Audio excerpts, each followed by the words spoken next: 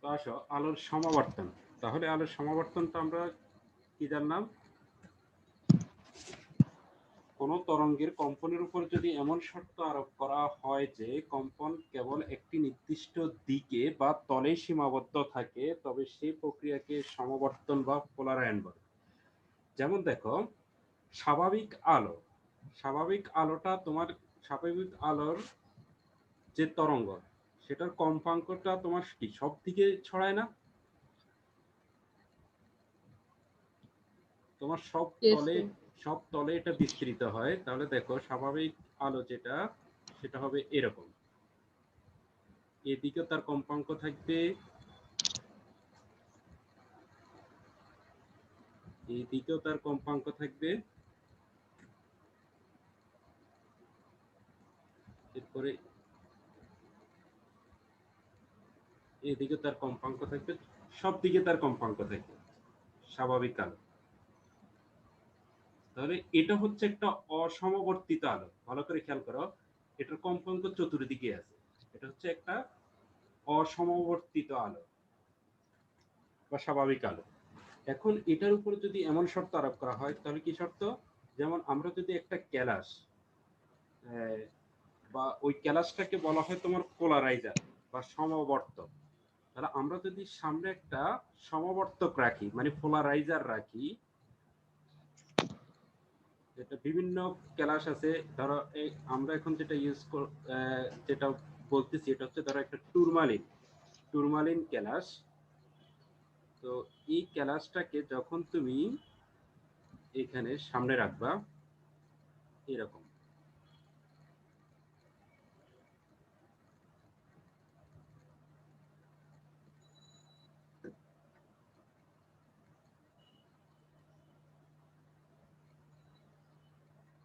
ধরো এটা হচ্ছে আমাদের একটা টুরমালিন ক্যালাস।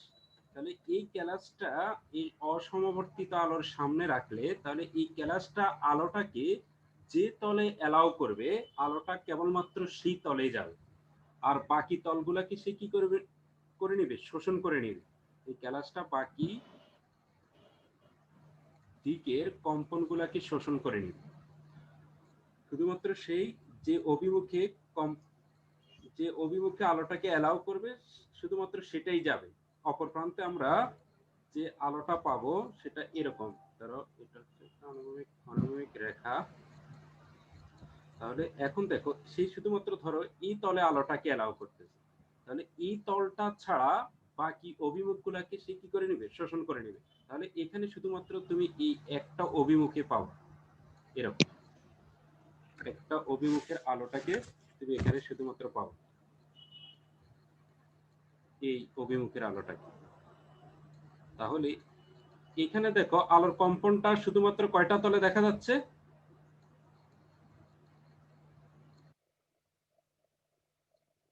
শুধুমাত্র একটা তলে না? এখানে দেখো, এই একটা তল, এই একটা তল, এই একটা তল, এই একটা তল, বিভিন্ন তলে আলোটা কম্পমান। তার তরঙ্গের কম্পাঙ্কটা কি বিভিন্ন দিকে। বাট এখানে আলোর কম্পনটা শুধুমাত্র কি একটা তলে না? যখন এই ক্যালাসের মধ্য দিয়ে যাবে, শুধুমাত্র একটা একটা দিকে আলোটা কি কম্পিত হতে থাকবে, একটা তলে সীমাবদ্ধ। তাহলে এটা হচ্ছে একটা সমবর্তিত আলো। ক্লিয়ার কিনা? Yes, sir. এটা হচ্ছে একটা সমবর্তিত আলো। এবার আসো, এখন দেখো আমরা যদি এই এটা কি সমবর্তিত আলো কিনা সেটা আমরা পরীক্ষা করতে চাই, তাহলে আমরা সামনে যদি আরেকটা পোলারাইজার রাখি, এটা হচ্ছে, এটাকে বলা হবে তোমার কি অ্যানালাইজার। আরেকটা আরেকটা ক্যালাসকে যদি তুমি সামনে রাখো, ওই ক্যালাসটাকে তখন বলা হবে এটা হচ্ছে একটা অ্যানালাইজার বা বিশ্লেষণ।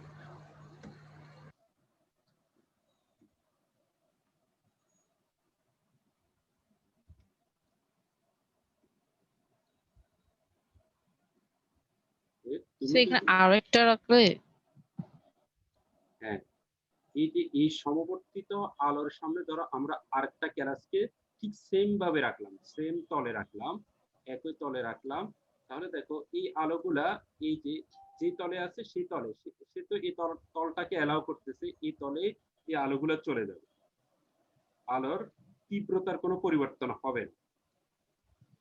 ঠিক অপর প্রান্তে আমরা এই আলোগুলাকে পাবো। দেখো তীব্রতা কোনো পরিবর্তন হচ্ছে না, তীব্রতা সেম আছে, সেম তীব্রতা,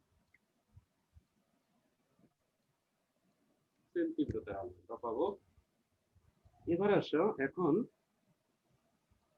ধরো যদি এই অ্যানালাইজারটাকে তুমি একটা অ্যাঙ্গেল করে ঘুরিয়ে দাও, তাহলে একটা অ্যাঙ্গেল করে ঘুরিয়ে দিই, তাহলে আমরা ঠিক সেম পরিমাণ আলোটাকে আর পাবো না, আলোর তীব্রতাটা তোমার কি হয়ে যাবে, হ্রাস পাবে। তাহলে প্রথমে একটু খেয়াল করো,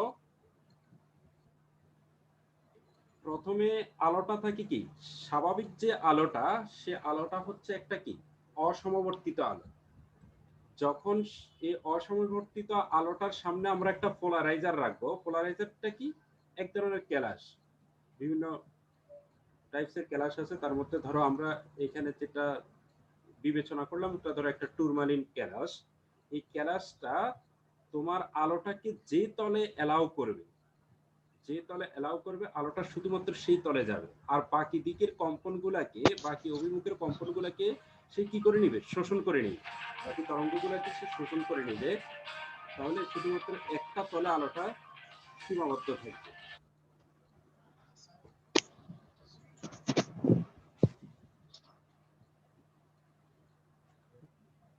তাহলে এই ক্যালাসটাকে বলা হয় পোলারাইজার। ভালো করে খেয়াল করো, এটা হচ্ছে একটা সমবর্তক বা পোলারাইজার, এটা লিখে রাখো, বা ইংলিশে বলা হয় এটা কি, পোলারাইজার।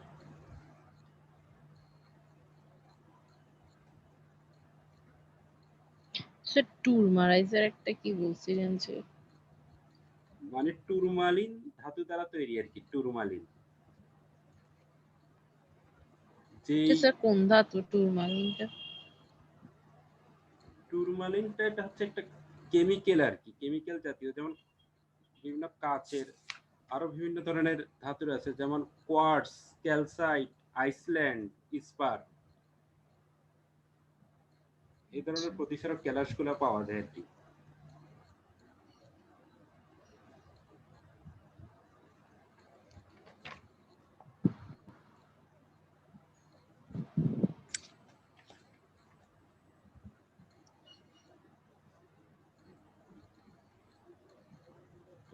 পোলারাইজার। আচ্ছা স্যার, এগুলোর কাজ কি, মানে কি আলোটাকে সমবর্তন করে? কাজ হচ্ছে আলোটাকে একটা তলে সীমাবদ্ধ রাখা, আলোর কম্পনটাকে শুধুমাত্র একটা তলে সীমাবদ্ধ রাখা।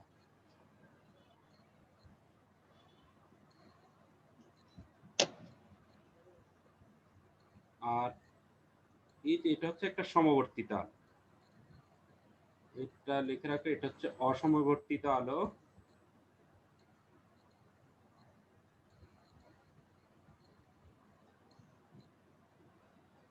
আচ্ছা স্যার, আলো কম্পনটাকে একটা তরসীমের মধ্যে রাখতে চাচ্ছে কেন? মানে ওটা রেখে লাভটা কি হবে?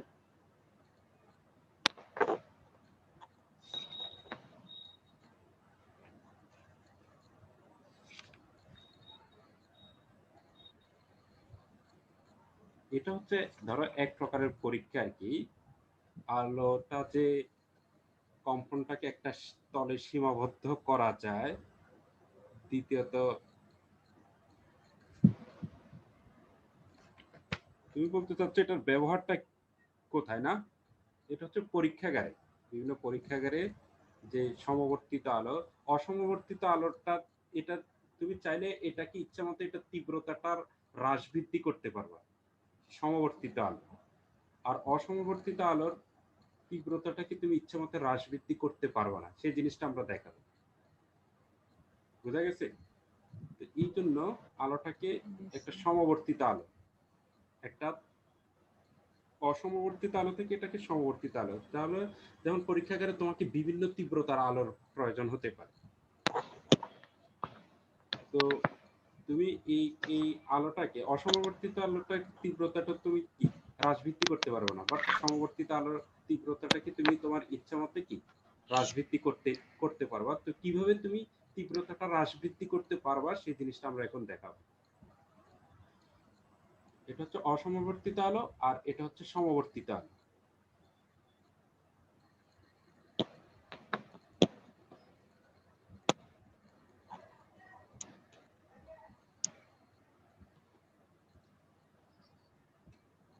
আর এটা হচ্ছে একটা সমবর্তিত আলো। এখানে দেখো আমরা আরেকটা কি রাখলাম, ক্যালাস রাখলাম। এই ক্যালাসটাকে বলা হয়, যেটা দ্বারা এটাকে আলোটা কি সমবর্তিত কিনা, এই দ্বিতীয় ক্যালাসটাকে ধরো এটা হচ্ছে ক্যালাস এ, আর এটাকে ধরো ক্যালাস ধরলাম বি।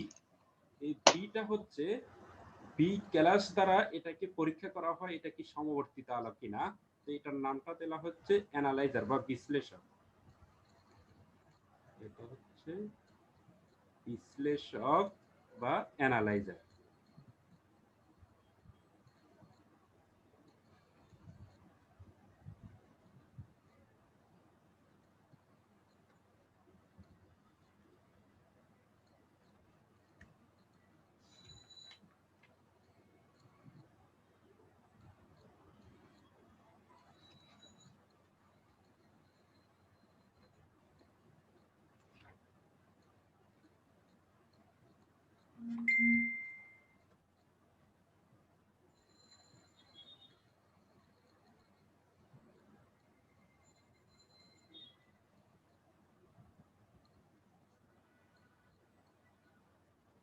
আমরা দেখলাম কি এখানে প্রথমটা, এটা হচ্ছে একটা অসমবর্তিত আলো। অসমবর্তিত আলোর সামনে যখন আমরা একটা পোলারাইজার মানে সমবর্তক ধরলাম, তাহলে সমবর্তক বা পোলারাইজারটা আলোটাকে যে তলে অ্যালাউ করে, আলোটা শুধুমাত্র সেই তলে যায়, আর বাকি দিকের কম্পনগুলোকে সে কি করে নেয়, শোষণ করে নেয়। তাহলে Yes, sir. পোলারাইজারের মধ্য দিয়ে যাওয়ার পর আলোটা, যে আলোটা পেলাম আমরা, ওই আলোটা হচ্ছে, ওই আলোটা কি আর অসমবর্তিত আলো হবে? আলোটা হয়ে গেল কি একটা সমবর্তিত আলো। আর সমবর্তিত আলো। সমবর্তিত আলো কোনগুলা, যেগুলো যেগুলোর কম্পন শুধুমাত্র একটা তলে সীমাবদ্ধ, তাদেরকে বলা হয় সমবর্তিত আলো। তাহলে দেখো পোলারাইজারের মধ্যে দিয়ে যখন সমবর্তিত আলোটা গেল, আলোটা যখন গেল পোলারাইজারের মধ্যে দিয়ে, আলোটা হয়ে গেলে তখন কি সমবর্তিত আলো। এবার দেখো সামনে আমরা যে বি ক্রিস্টালটা রাখলাম বা ক্যালাসটা রাখলাম, সেটাকে আমরা কি বলতেছি, সেটাকে আমরা বলতেছি অ্যানালাইজার বা বিশ্লেষক। তাহলে দেখো এটাও ফিক্সড, বিটাও ফিক্সড এবং সেম অক্ষ বরাবর আছে। তাহলে দেখো এই সমবর্তিত আলোটা যখন অ্যানালাইজারের মধ্যে দিয়ে একই তলে যাচ্ছে, তখনও আলোর তীব্রতার কোনো পরিবর্তন হচ্ছে না। আলোর তীব্রতার কোনো পরিবর্তন হচ্ছে না।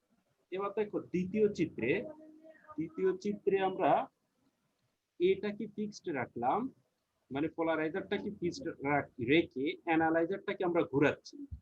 এখন দেখো অ্যানালাইজারটাকে যখন 45 ডিগ্রি অ্যাঙ্গেলে আনলাম, তখন আলোর তীব্রতাটা কি আর আগের মতো আছে? এই যে সমবর্তিত আলোটা যখন অ্যানালাইজারের মধ্য দিয়ে যাচ্ছে, আর অ্যানালাইজারটা হচ্ছে 45 ডিগ্রি অ্যাঙ্গেলে ঘুরানো হলো, তখন আলোর তীব্রতাটা হ্রাস পেয়ে এইরকম হয়ে গেল। আলোর তীব্রতাটার আগের মতো নাই, হ্রাস পেল। যখন এই যে এটা ফিক্সড, অ্যানালাইজারটাকে যখন আমরা 90 ডিগ্রি অ্যাঙ্গেলে ঘুরালাম, তখন কোনো আলোই আর এটার মধ্যে দিয়ে যাচ্ছে না, কোনো আলোর তীব্রতা হয়ে গেল কত, শূন্য, জিরো। তাহলে এই যে এই সম্পর্কটা দেখালে আমরা, এই জিনিসটা আমরা পাই মেলাসের সূত্র থেকে। তাহলে মেলাসের সূত্রটা একটু লেখো, মেলাসের সূত্র। তাহলে আমি একটু মুছে দিচ্ছি। কার সূত্র স্যার? মেলাস। মেলাসের সূত্র,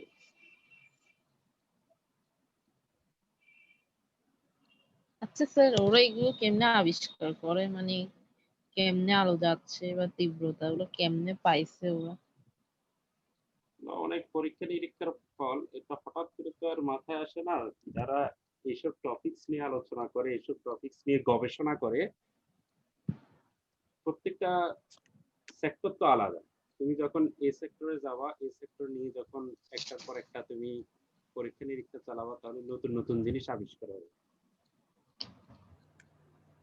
ঠিক কিনা। যেমন যারা আলো নিয়ে গবেষণা করতেছে তারা আলোর জিনিসগুলা বের করতেছে, যারা শব্দ নিয়ে গবেষণা করতেছে তারা শব্দের নতুন নতুন সূত্রগুলা বের করতেছে। ক্লিয়ার? তো এখন আসো মেলাসের সূত্রটা। Yes, তাহলে sir. মেলাসের সূত্রটা একটু লেখো। মেলাসে কি বলছেন? সমবর্তিত আলোক বিশ্লেষকের মধ্য দিয়ে যাওয়ার ফলে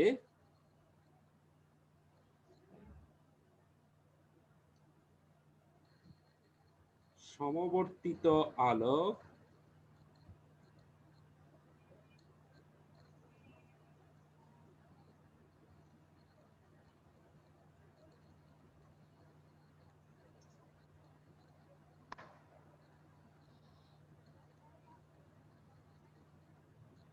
সমবর্তিত আলোক বিশ্লেষকের মধ্য দিয়ে যাওয়ার ফলে এর তীব্রতা, তাহলে তীব্রতাকে আমরা প্রকাশ করব আই দ্বারা,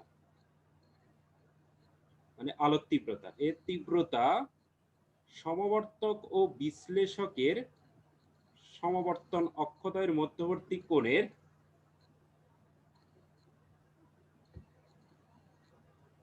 স্যার বিশ্লেষণের মধ্য দিয়ে যাওয়ার ফলে তীব্রতা সমবর্তক ও বিশ্লেষকের সমবর্তক ও বিশ্লেষকের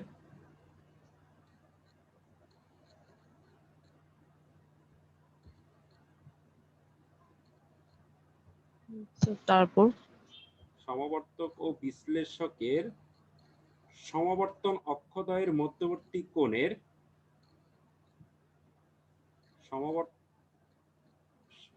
সমবর্তন অক্ষদ্বয়ের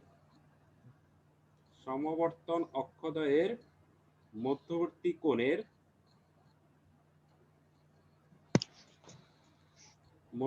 কোণের কসাইনের, এই যে কোণটা আমরা পেলাম থিতা, থিতায় তার কসাইনের বর্গের সমানুপাতিক।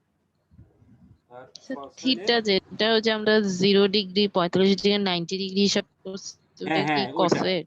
হ্যাঁ ওটার কসের বর্গের সমানুপাতিক। আমরা যে ওই যে 90 ডিগ্রি কস কেন? তাহলে দেখো আমরা তো কস থিটা, যেমন দেখো এই অক্ষ আর এই যে যে অ্যানালাইজারের অক্ষ, এই দুটার মধ্যবর্তী অ্যাঙ্গেলটা না নিলাম, তো যার সাথে কোণ, আচ্ছা বুঝছি সেটা হচ্ছে কি কস না, আর বিপরীত বাহুটা হচ্ছে কি সাইন। কস, হ্যাঁ সাইন। এবার দেখো তাহলে আবার আরেকটা জিনিস লেখা, আলোর তীব্রতা তো আমরা জানি কি কম্পনের বিস্তারের বর্গের সমানুপাতিক না? একটা হচ্ছে কোসাইনের সমানুপাতিক, আবার আমরা জানি কি I is proportional to a square. কম্পন আলোটা যে তরঙ্গ, আলোর তো কি তরঙ্গ আকারে যাচ্ছে, তো তরঙ্গের যে কম্পন তার কম্পনের বিস্তারের বর্গের সমানুপাতিক। তাহলে এই দুইটা জিনিসকে যদি আমরা একসাথে লিখি তাহলে সূত্রটা দাঁড়াচ্ছে কি I is proportional to a cos theta whole square। তাহলে দেখো অক্ষদ্বয়ের কি মধ্যবর্তী কোণের কসাইনের বর্গের সমানুপাতিক, আরটা হচ্ছে কি কম্পনের বিস্তারের বর্গের সমানুপাতিক। তীব্রতাটা হচ্ছে অক্ষদ্বয়ের মধ্যবর্তী কোণের কসাইনের সমানুপাতিক, আরটা হচ্ছে কম্পনের বিস্তারের বর্গের সমানুপাতিক। এই দুটাকে একসাথে লিখলে আমরা পাই কি I is proportional to a cos theta whole square।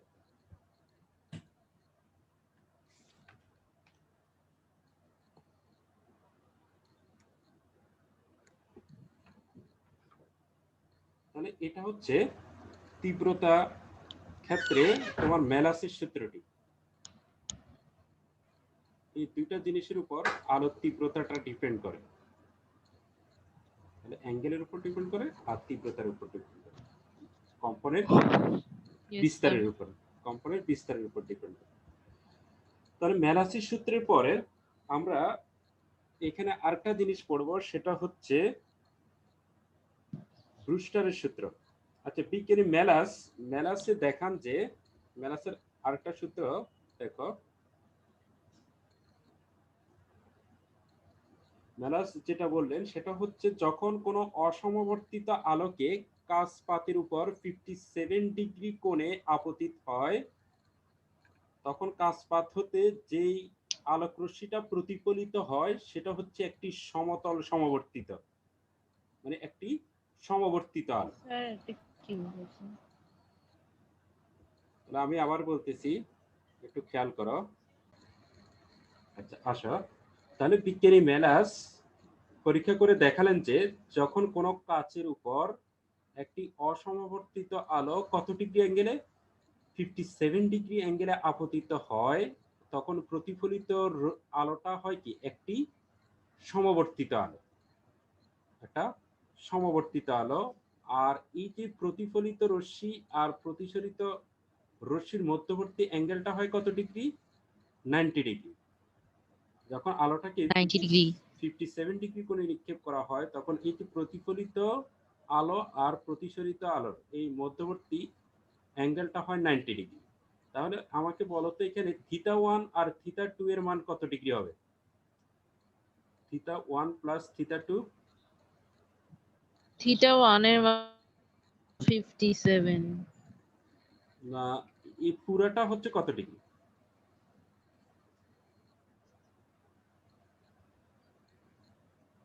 আচ্ছা এই পুরোটা 180 ডিগ্রি না? স্যার একটুখানি দাঁড়ান।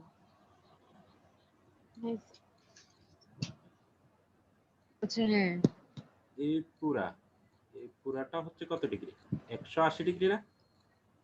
তাহলে দেখো এই মাঝখানের এটা যদি হয় কত ডিগ্রি, 90 ডিগ্রি, তাহলে θ1 প্লাস θ2 কত ডিগ্রি হবে?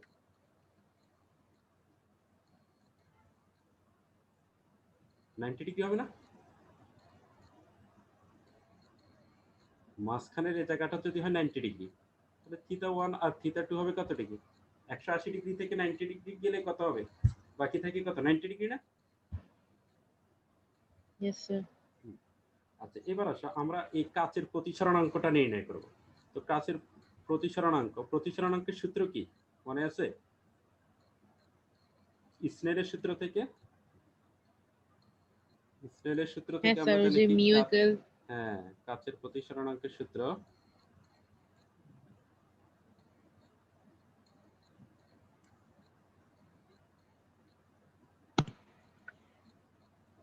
কাচের প্রতিসরণাঙ্ক আমরা জানি মিউ ইকুয়াল আপতন কোণের সাইন,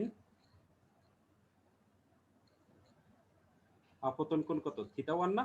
আপতন কোণের সাইন আর প্রতিসরণ কোণের সাইন, প্রতিসরণ কোণ কত, θ2, কস সাইন θ2 না? প্রতিসরণ কোণ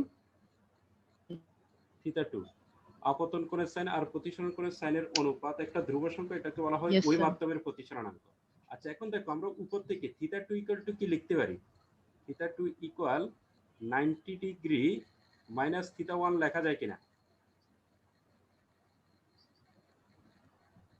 তাহলে θ2 ইয়েস এর স্যার। এই মানটা এখানে আমি বসিয়ে দাও, বসালে দেখো তো কি হয়, মিউ ইকুয়াল আমরা লিখতে পারি sin θ1 ডিভাইডেড বাই sin θ2 এর জায়গায় আমরা লিখতে পারি 90 ডিগ্রি মাইনাস θ1।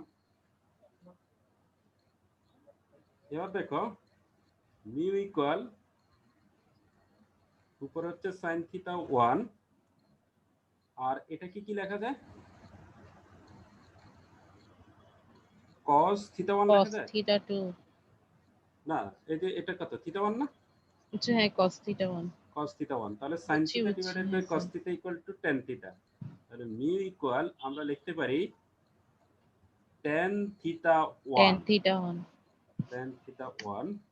তাহলে এখানে θ1টা হচ্ছে সমাবর্তন কোণ আর মিউটা হচ্ছে প্রতিসরণাঙ্ক, তাহলে এটা হচ্ছে সমবর্তন কোণ আর প্রতিসরণাঙ্কের মধ্যে সম্পর্ক।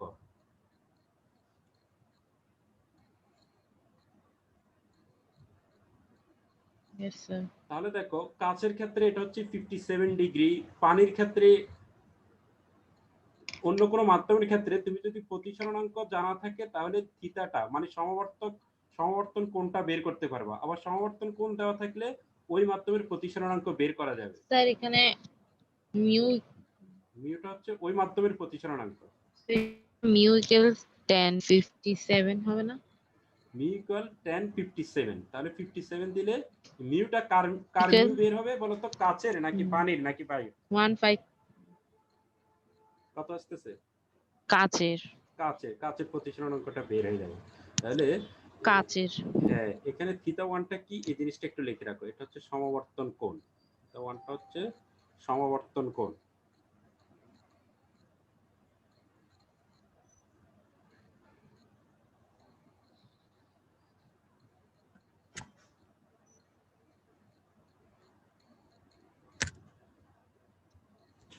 তাহলে আমরা লিখতে পারি সমাবর্তন কোণের ট্যানজেন্ট প্রতিফলক মাধ্যমের প্রতিসরণাঙ্কের সমান।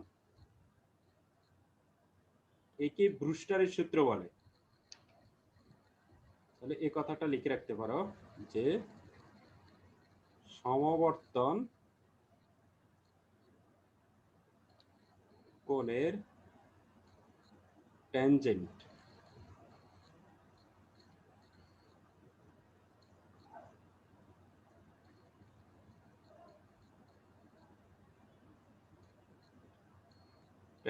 প্রতিফলক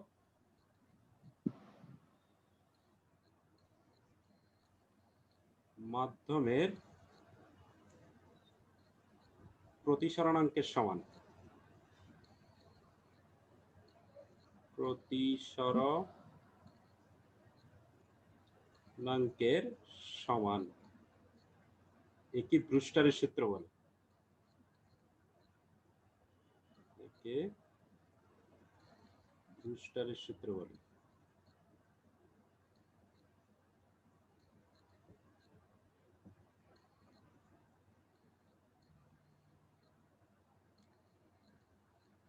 ব্রুস্টারের সূত্র কাকে বলে, মেলাসের সূত্র কাকে বলে, আমরা এখানে সমবর্তন কাকে বলে, অ্যানালাইজার কি, পোলারাইজার কি, সমবর্তিত আলো কি, অসমবর্তিত আলো কি, এই বিষয়গুলো জানলাম। তারপরে এখানে দেখো সমবর্তন কোণ দেওয়া থাকলে প্রতিসরণাঙ্ক বের করা যাবে, প্রতিসরণাঙ্ক দেওয়া থাকলে সমবর্তন কোণ বের করা যাবে।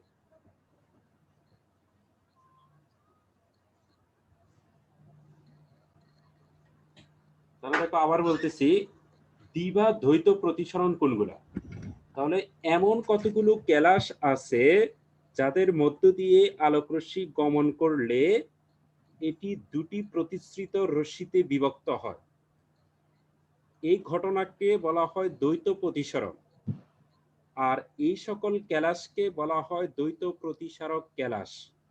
তাহলে ঘটনাটাকে বলা হয় দ্বৈত প্রতিসরণ আর ক্যালাসটাকে বলা হয় দ্বৈত প্রতিসারক ক্যালাস। তো এই ক্যালাসগুলো কি কি দ্বারা তৈরি? কোয়ার্টজ, ক্যালসাইট, আইসল্যান্ড স্পার ইত্যাদি দ্বৈত প্রতিসারক ক্যালাস। তাহলে এই ক্যালাসগুলো দ্বৈত প্রতিসারক ক্যালাস কোনগুলা, এগুলো একটু লিখে। ই আর ও দ্বারা কি বুঝাইছে? হ্যাঁ, এটা বলতেছি আমি। প্রথমে এই ক্যালাসগুলো লিখে রাখতে পারো। কোয়ার্টজ,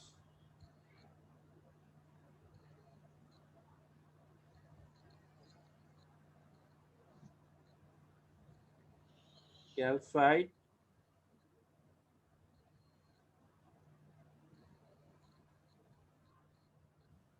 আইসল্যান্ড স্পার ইত্যাদি হচ্ছে কি দ্বৈত প্রতিসারক ক্যালাস। তাহলে দেখো এই ধরনের ক্যালাসের মধ্য দিয়ে যখন আলোক রশ্মিটা গমন করে, তাহলে আলোক রশ্মিটা দুইটা রশ্মিতে বিভক্ত হয়, দুইটা প্রতিসৃত রশ্মিতে বিভক্ত হয়। তাহলে দেখো দুইটা প্রতিসারক রশ্মির মধ্যে যেটি প্রতিসরণের সূত্র মেনে চলে, যেটি প্রতিসরণের সূত্র মেনে চলে সেটাকে বলা হয় ও রে বা সাধারণ রশ্মি, অর্ডিনারি রে। স্যার কথা শোনা যাচ্ছে না। হ্যাঁ, তাহলে দেখো দুটি প্রতিসারক রশ্মির মধ্যে যেটি প্রতিসরণের সূত্র মেনে চলে, যেটি প্রতিসরণের সূত্র মেনে চলে সেটাকে বলা হয় ও রে অথবা অর্ডিনারি রে বা সাধারণ রে। আর যেটি প্রতিসরণের সূত্র মেনে চলে না সেটাকে বলা হয় ই রে বা এক্সট্রা অর্ডিনারি রে। ক্লিয়ার? লেখা হয়েছে? তাহলে আবার একটু বলতেছি, তাহলে দ্বি বা দ্বৈত প্রতিসরক ক্যালাস কোনগুলো, যেগুলোর মধ্যে দিয়ে আলোক রশ্মি কমন করলে এটা দুটা প্রতিসৃত রশ্মিতে বিভক্ত হয়, তাকে বলা হয়, এই ঘটনাটাকে বলা হয় দ্বৈত প্রতিসরণ, আর ক্যালাসকে বলা হয় দ্বৈত প্রতিসরক ক্যালাস। তো দ্বৈত প্রতিসরক ক্যালাস কোনগুলা? কোয়ার্টজ, ক্যালসাইট, আইসল্যান্ড স্পার ইত্যাদি হচ্ছে কি দ্বৈত প্রতিসরক ক্যালাস। আর এই দুটি প্রতিসৃত রশ্মির মধ্যে যেটি প্রতিসরণের সূত্র মেনে চলে সেটাকে বলা হয় ও রে, আর যেটা প্রতিসরণের সূত্র মেনে চলে না সেটাকে বলা হয় ই রে। ক্লিয়ার? তো তাহলে আজকের Yes, sir. ক্লাসটা আমরা এখানে শেষ করতেছি।